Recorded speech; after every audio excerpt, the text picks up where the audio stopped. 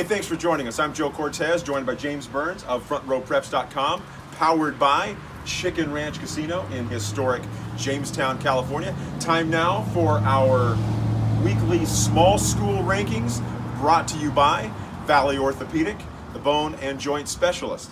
Burnsy, let's start with number 10. We've got two teams there. We got a tie. One is a new entrant, Waterford. They're 5-1, and the other one, Houston. They stand pat at number 10.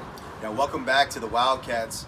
They rejoined the top 10 after a big win at LeGrand, and really the hero in this one was once again Michael Vivo, who's quickly becoming an MVP candidate in that Southern League, maybe a Player of the Year. Maybe a Player of the Year for Front Row Preps candidate. Yeah. At the small school level, Vivo throws for a career high 342 yards, rushes for another 70 on the ground. I think he accounts for 4 touchdowns. Fantastic player, and welcome back to the Wildcats. Absolutely. Number 9, Big Valley Christian. They get a win over Stone Ridge Christian. They got Millennium this week. Number 8, Sonora, taking on Argonaut this week in a Mother Lode League matchup. Hey, Sonora's got to start winning games. They're 2-4. Right now, they're in the playoffs according to the Cal Preps rankings. But if they don't get to 4 wins, they're not going anywhere. And they've got tough games against Amador, Argonaut, and Calaveras. I'm not concerned, Jody. They're going to get their wins. They're going to get their wins. They won 25 straight in the Mother Lode League. They're healthy. 7, Denair. They're 5-1. They take on Orristimba in a key Southern League matchup. You know what I like about the Coyotes is, they got this 3-headed monster out of the backfield, but they're putting teams away in the second half. So whatever adjustment they're making at halftime is working. I think that's a tip of the cap, a testament to their coaching staff. Number 6, Orristimba. They're 4-2, coming off a tough loss to Ripon Christian. Their first loss in 23 games. 23 games. Yeah. They had a chance in that game, leading with about 6 minutes left.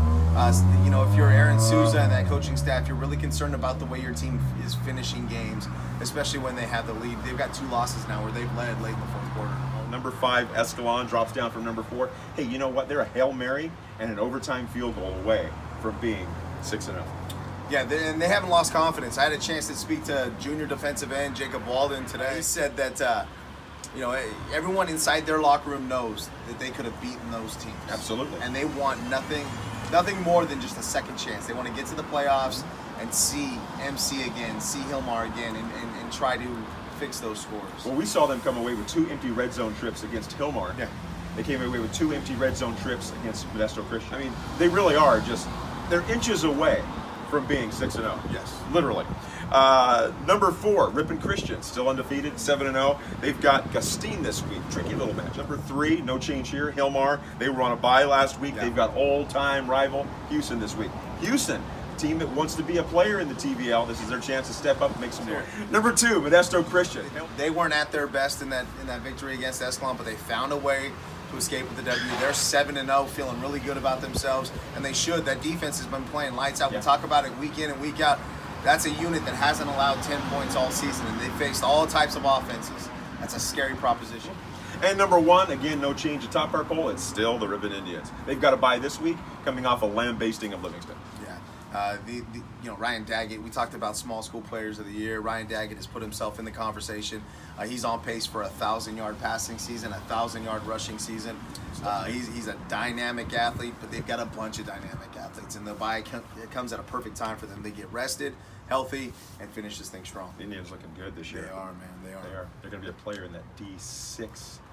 So that's it for our small school rankings, brought to you by Valley Orthopaedic, the bone and joint specialists. Stick around, go to FrontRowPreps.com, check out our large school rankings, our predictions. We've also got a playoff prognostication. Yes. That'll be there at FrontRowPreps.com. For James Burns, I'm Joe Cortez. Thanks for stopping by.